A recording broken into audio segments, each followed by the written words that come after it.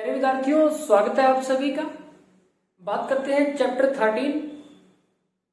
इसमें अब की बार हमने जो क्वेश्चन लिए हैं 5 क्वेश्चंस लिए, ऑब्जेक्टिव टाइप क्वेश्चन लिए, लेकिन ये ऐसे ऑब्जेक्टिव टाइप क्वेश्चन लिए जो कि आपकी ऑब्जेक्टिव टाइप क्वेश्चंस की नीड के साथ साथ ये वेरी शॉर्ट और शॉर्ट आंसर जो क्वेश्चन है आपके उनको भी कवर करते हैं। यानी कि ऑब्जेक्टिव तो है ही ये, इसके साथ साथ आपकी ये वेरी शॉर्ट और शॉर्ट टाइप के जो क्वेश्चन है उनकी भी रिवीजन ये साथ में करवा देंगे।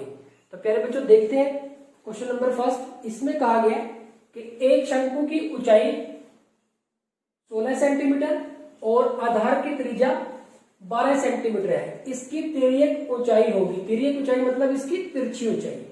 तो प्यारे बच्चों अगर हम एक शंकु का निर्माण कर लें और यहाँ पे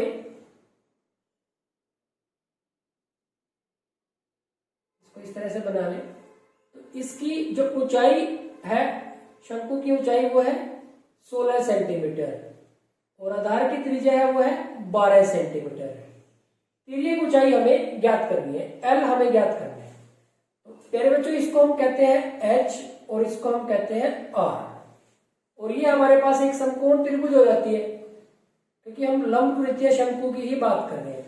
तो इसमें हमारे पास क्या होता है पाइथागोरस थ्योरम से कि एल का वर्ग आर के वर्ग और एच के वर्ग के बराबर होते हैं। तो एल का वर्ग हो जाएगा हमारे पास आर का मतलब हमारे पास आर का मान कितना है 12, तो 12 का वर्ग और एच हमारे पास 16 है तो 16 का वर्ग। तो एल स्क्वायर हो जाएगा 12 का वर्ग 144, 16 का 256। तो एल स्क्वायर बराबर हमारे पास 144 और 256 को जोड़ेंगे तो ये 400 हो जाएगा। एल का मान आ जाएगा वर्गमूल 400। प्लस माइनस लिखने की जरूरत नहीं है क्योंकि जो लंबाई है वो कभी भी नेगेटिव नहीं होती। तो 400 का वर्गमूल यानी कि 20 की 20 के साथ गुणा करते हैं तो 400 आ जाता है। यानी कि तिर्यक ऊंचाई या तिरछी ऊंचाई कितनी हो जाएगी प्यारे बच्चों? ये हो जाएगी हमारे पास 400 सेंटीमीटर, सॉरी 20 सेंटीमीटर। 400 से हमारे पास कितना मिल गया था 20, तो तिर्यक ऊंचाई हमारे पास कितनी हो जाएगी 20 सेंटीमीटर। तो ऑप्शन में देखिए पहले में है 10 सेंटीमीटर, 18 सेंटीमीटर, 28 सेंटीमीटर और 20 सेंटीमीटर। तो 20 सेंटीमीटर हमारे पास इसका राइट ऑप्शन हो जाएगा। तो प्यारे बच्चों ये हो गया हमारे पास क्वेश्चन नंबर 1। क्वेश्चन नंबर 2 की अगर बात करें, इसमें कहा गया है कि अर्धगोला जिसकी त्रिज्या, तो यहां पे लिख देंगे कि जिसकी त्रिज्या, अर्धगोला जिसकी त्रिज्या a है, त्रिज्या r की जगह पे a लिखी हुई है, का संपूर्ण पृष्ठीय क्षेत्रफल, संपूर्ण पृष्ठीय क्षेत्रफल या कुल पृष्ठीय क्षेत्रफल कह लो आप, होगा। अब देखो अर्धगोले का प्यारे बच्चों वक्र पृष्ठीय क्षेत्रफल होता है 2 पाई r स्क्वायर और संपूर्ण पृष्ठीय क्षेत्रफल उसमें क्या होता है, जैसे अगर हम अर्धगोले का निर्माण करें तो संपूर्ण पृष्ठीय क्षेत्रफल में ये वृत्ति है, आधार भी आ जाता है, इसका क्षेत्रफल होता है पाई r स्क्वायर। तो 2 पाई r स्क्वायर में पाई r स्क्वायर और ऐड हो जाता है तो ये हो जाता है 3 पाई r स्क्वायर और r की त्रिज्या को क्या माना है a, तो ये हो जाएगा 3 पाई a स्क्वायर। तो ये ऑप्शन ढूंढे आप, इसके अंदर का है 3 पाई a स्क्वायर। ये हो गया 4 पाई a क्यूब, नहीं 4 पाई a स्क्वायर ये भी नहीं, तो 3 पाई a स्क्वायर। तो ये हमारे पास C हमें मिल गया, तो ये हमारा राइट आंसर हो जाएगा। तो प्यारे बच्चों ये हो गया हमारे पास क्वेश्चन नंबर 2। आगे बढ़ते हैं क्वेश्चन नंबर 3 की तरफ, इनको हटा देते हैं।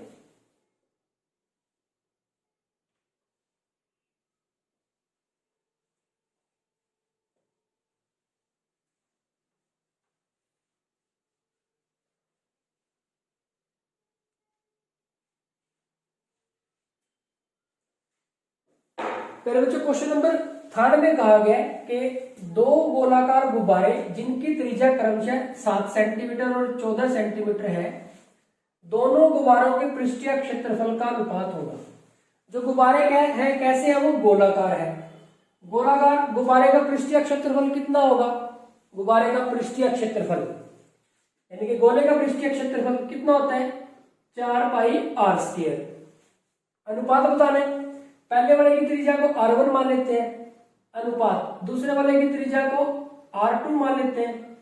अब ये तो है r1 का मान तो हमारे पास है 7 सेंटीमीटर, 7 सेंटीमीटर और r2 का मान है हमारे पास 14 सेंटीमीटर। तो रख देंगे यहाँ पे। अब देखो 4 गुना में 22/7 गुना में 7 गुना में 7 अनुपात 4 गुना में 22/7 गुना में 14 गुना में 14। तो ये 4 के साथ 4 कट गया, 22/7 के साथ 22/7, 7 एकम 7, 7 दूनी 14, 7 एकम 7, 7 दूनी 14। तो यहाँ पे तो एक ही बच रहा है, एक एक, तो गुना करेंगे तो एक ही आएगा, यहाँ से 2 दूनी 4 आ जाएगा। तो प्यारे बच्चों ये हमें मिल गया 1:4। तो 1:4 देखिए आप कौन से ऑप्शन में, तो पहला ही ऑप्शन है जो हमारा वो 1:4 है। तो ये हो गया प्यारे बच्चों हमारे पास क्वेश्चन नंबर 3। आगे बढ़ते हैं क्वेश्चन नंबर 4 की तरफ। क्वेश्चन नंबर 4 में कहा गया है कि एक घनाभाकार टंकी, यानी कि आप इसको पानी की टंकी भी कह सकते हैं, कि एक कैसी भी टंकी हो सकती है, तो एक घनाभाकार टंकी की धारिता 50,000 लीटर है। यदि टंकी की लंबाई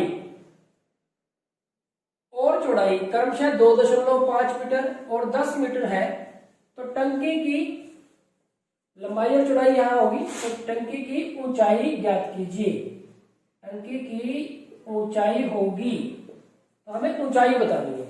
अब प्यारे बच्चों ये धारिता दी हुई है, यानी कि ये आयतन दिया हुआ है। अब देखो घनाभ है, घनाभ का जो आयतन होता है वो क्या होता है, L गुना में B गुना में H। और ये कितना दे रखा है, ये दे रखा है 50,000 लीटर, और ये मीटर में है। तो हमारा जो आयतन आएगा वो तो घन मीटर में आएगा, हमारा जो आयतन आएगा वो तो घन मीटर में आएगा। अब हमें पता है कि एक घन मीटर किसके बराबर होता है, 1000 लीटर के बराबर होता है। तो प्यारे बच्चों अब अगर हम 50,000 लीटर को 1000 से भाग कर दें, तो 3 जीरो ये कट गई, तो ये 50 घन मीटर बन गया। घन पावर 3 शक्ति 3, 50 घन मीटर बन गया। तो ये जो आयतन है वो किसके बराबर आ गया, 50 के। अब इसमें L का मान है हमारे पास 2.5, B का मान है हमारे पास 10, और H का मान हमें निकालना है, तो ये किसके बराबर है, 50 के बराबर। तो यहां से प्यारे बच्चों हम H निकालेंगे। तो H निकालने के लिए यहाँ पे देखो आप क्या करें कि H निकालने से पहले आप यहाँ पे देखो, तो ये दशमलव हटाते हैं तो यहाँ पे 10 लग जाएगा, तो ये इसके साथ कैंसिल हो जाएगा, और ये 25 इसके बटे में आ जाएगा। तो H का मान आ जाएगा 50/25। तो 25 एकम 25, 25 दूनी 50, तो H का मान आ जाएगा 2।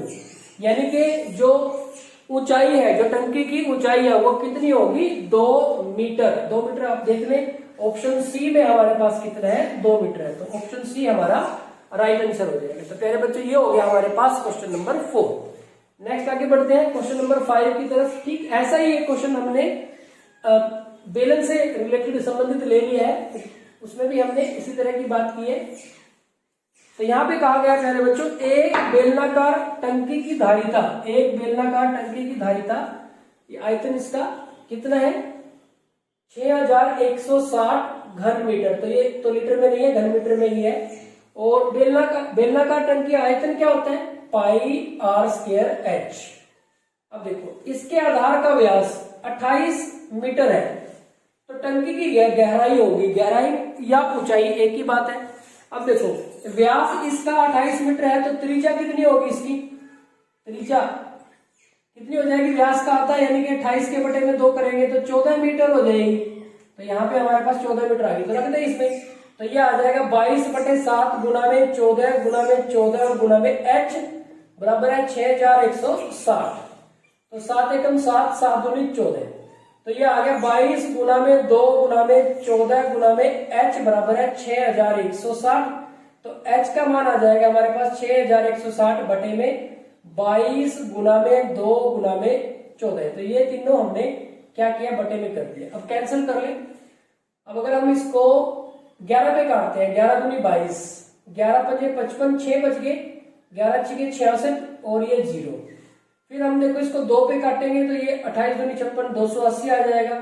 फिर 2 पे काटेंगे तो यहाँ पे 140 आ जाएगा, और फिर 14 एकम 14, 14 दहा 140। तो h का मान आ गया हमारे पास 10 मीटर।